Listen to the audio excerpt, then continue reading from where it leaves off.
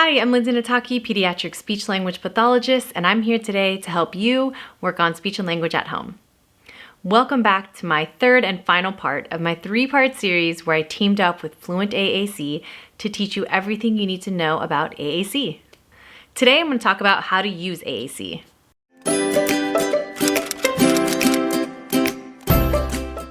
AAC is best implemented through daily routines.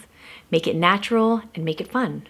Repetition and consistency is key, so make sure that all of the adults in your family or that work with the child are on the same page. Send them this video so that you can all be successful in helping your child use AAC throughout their daily life. You can also head to fluentaac.com because they have communication boards that are available to be printed out. You can laminate it and you can have an AAC board for every family member. Let's talk about word choice. So when you're using a device, or if you're making a communication board, you want to be careful about the words that you choose. I always recommend starting with core words. These are words that are high frequency. They give your child the most bang for its buck because you can use these words throughout many different settings. For example, the word I want. You could say, I want the cookie, I want to play, I want to go, and also words like more cookie, more playtime, more toys. So words like I want, more, all done, stop, go, help, and open are all core words that we should really focus on right from the get-go. Other words to consider are highly motivating words.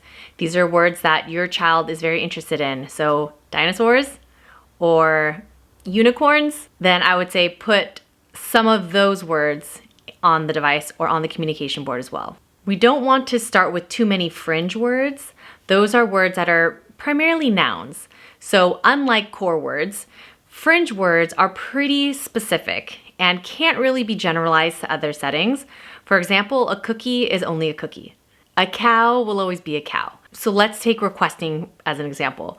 Instead of teaching your child to request cookie, milk, pants, shoes, so that's like 4 different words, you could teach them a core word, I want, and then they'll always point. They can use their gestures to point to communicate what they want. But the word I want can be used for many different settings, whereas fringe words are really specific to that one item. I'm gonna give you 3 easy tips that you can take home with you, easily implement to help your child use AAC throughout their day. Tip number 1, model it. As always, we want to show our kids how it's done. So if you are playing a board game and you're focusing on my turn, then when it's your child's turn, you could say, oh, my turn, and you can point to their board or help them select the correct words to say my turn.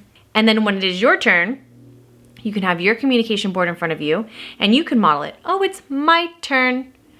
And then that way you're showing the child how to use the communication board or the communication device to participate in this game. Number 2, praise or reward. So when your child uses a communication device or communication board appropriately, you want to make sure that you praise that behavior.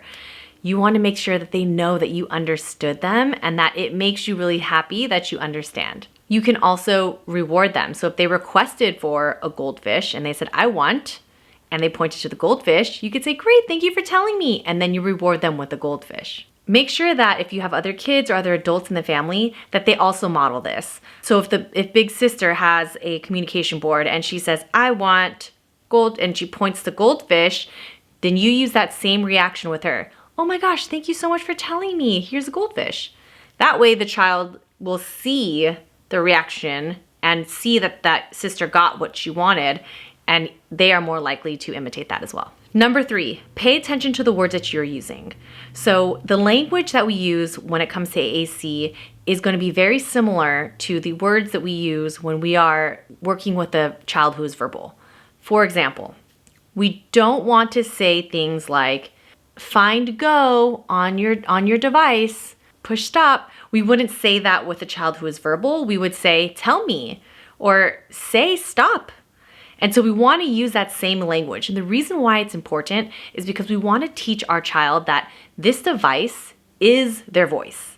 This device is going to be, it's as important, and it is the same thing as verbally speaking. As your child begins to grow in their vocabulary and their ability to use and navigate the device, continue to add more fringe vocabulary. Fringe vocabulary is very important. It's just not something that we want to start out with, but we do need those fringe words. We need verbs, we need adjectives, we need little articles like the, a, and. We need all of those things so that your child can start to create sentences. Check out fluentaac.com for even more information on how to implement AAC at home and why AAC is helpful. Remember, using any kind of AAC only helps your child. It helps them build confidence, it helps them communicate and create relationships around them, it helps them to be a part of a community. In the big picture, we never ever give up on verbal communication. Even when they are using AAC, whatever mode that they are using, we are always reinforcing, encouraging, and teaching verbal language. And again, I've had so many kids start out on AAC, become confident communicators, reduced negative behaviors, and then became verbal. So they transitioned off the AAC. I hope this video helped. If you liked it, go ahead and give me a thumbs up and subscribe to my channel.